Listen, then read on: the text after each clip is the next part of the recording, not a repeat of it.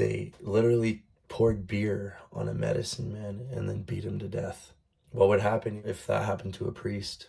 Andrew Mixamong's nephew, James, wants the man responsible for his uncle's murder to serve life in prison and be denied parole, a crime the judge in 2015 described as a profound disrespect for human life in the merciless beating of a defenseless, vulnerable individual. This entity, because he's not a person, I don't feel like this entity should be released into the general public. Justice is served for my brother. 39-year-old Jessy Herlichka was sentenced to life in prison with no chance of parole for 10 years.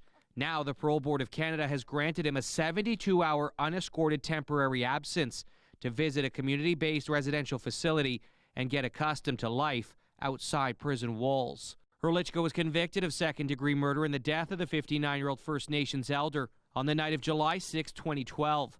His co-accused, Paul McClung, was released in 2022, according to the parole board, following a 7-year sentence for manslaughter. Herlichka blamed being drunk and high prior to killing Mixamong. He recently spent 60 days in an alcohol treatment center, according to the parole board, which considers Herlichka a low risk to public safety. Mixamong's family disagrees with granting Herlichka any freedoms for the senseless killing of a respected community leader while Mixamong was picking up his wife from work outside a downtown Midland deli. My uncle even told them, guys, don't do this. Make a better decision. Move on with your night. Go on with your day. No, they knew what they were doing. Mixamong died in hospital as a result of organ damage, a broken jaw and bones in his face and ribs after being slammed repeatedly into a dumpster and kicked while on the ground. Mixamong's loved ones demanding Herlichka pay for his crime in prison. No, I'm asking you to hold them accountable, because karma will.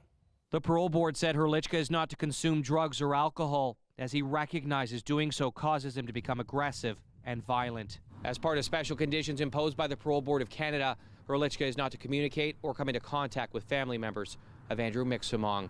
Mike Arsledy, CTV News, Midland.